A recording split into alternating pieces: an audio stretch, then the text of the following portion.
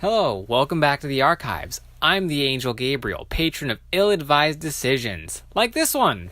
Today we're here to talk about our glorious Lord Iblis. While many have a great familiarity with the illustrious Iblis of Light, today we're not here to talk about him specifically, nor with the religion associated with his reign. Instead, I am here to educate you about the general idea of Iblis as more of a concept than of a person. So we'll be covering these 3 points. Where does Iblis originate? Both the figure itself and the legend of. What are the conditions of an Iblis reincarnation, and what significance does it have when Iblis reincarnates? Let's start with the obvious. Iblis, and the entirety of the known multiverse, started with an entity known as Void. Void is often described as an evil entity with malevolent intentions, but it's more accurate to call it a force of nature that brings about destruction. One that has no devotion to any moral compass. The only desire it knows is to destroy, which helps explain why it is often given negative attributes. The physical form that Void most often occupies is an anomalous mass of unstable energy.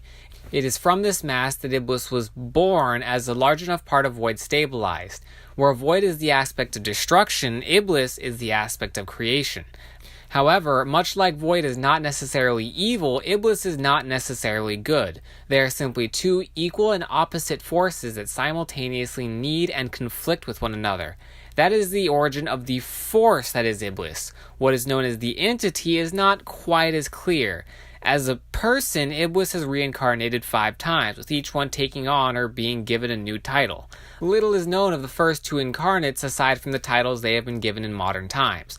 The first Iblis has many, although among the most common are of origin, of creation, and, to a lesser extent, of void.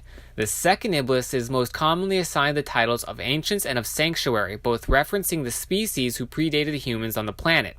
The third incarnate, known as Iblis of War or Iblis of Shame, had almost no presence among humans, so what little of it is known is from now unverifiable secondhand reports from the Iblis Civil War. That ended with the defeat of the Devout Brotherhood and the loss of most of their culture and history, as their opposition made mostly successful attempts to erase them. In contrast, the fourth incarnate, known almost universally as Iblis the Enlightened, was almost exclusively involved with the affairs of mankind. Its involvement and the influence it had with the world was well documented and recorded up to its untimely reincarnation after attempting to save the life of Dusk of Iblis.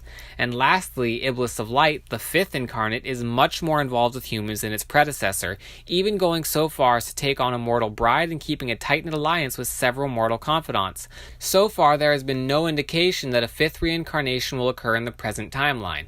That begs the question, what does it take for Iblis to trigger its reincarnation? Well, the answer isn't very clear. The first reincarnation was triggered by Iblis abdicating the power of its throne after being injured by an agent of Void, while each reincarnation after seemed to occur once Iblis expended a considerable amount of its power. This does leave an issue reconciling why Iblis of Light has not reincarnated yet.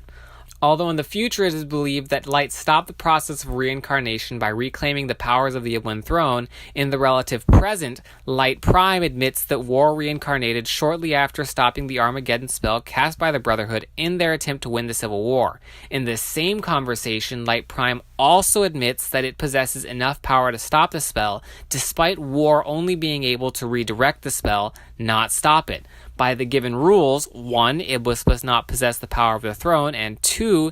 Iblis must use a large portion of its power, then Iblis of Light Prime must have reincarnated at some point during the original Alpha timeline.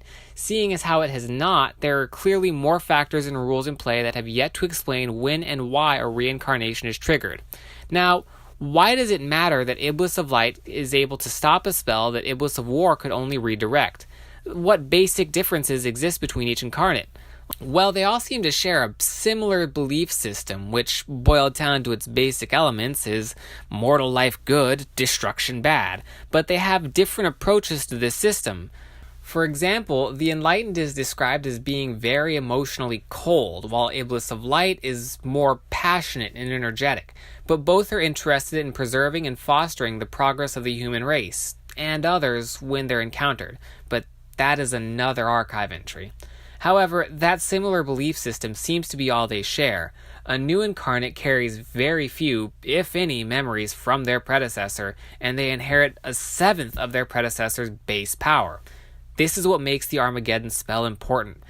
Mathematically, Iblis of Light has 1/49th of the base power of Iblis of War. With very little time to adjust to that power, Iblis of Light should not have been able to stop the Armageddon spell. So that means that either the second rule of reincarnation is wrong and they are timed at completely arbitrary intervals. There is more to the Iblis of War story than simply stopping the spell and reincarnating, or Iblis of Light is simply special because of some unknown benefit that cannot be described here. Whatever the case may be, that concludes today's lesson on the entity that is Iblis. Please join me again on Tuesday when we'll cover Lightbreaker, the first entry in the Age of the Black Empire series. Hi, I'm Gabe, and it took me a lot longer than it should have to record this end slate. If you enjoyed the video, please consider liking and subscribing so you don't miss the next one. If you want more content from me, consider following me on Twitter, where eventually I'll tweet some more. If you want to learn more about anything I'm talking about or catch some details I missed, consider buying my books. Links are in the description below. Also consider checking out the Tumblr, where I post side stories and art about the books that I can't really put anywhere else. Again, thanks for watching, and I hope you have a great day.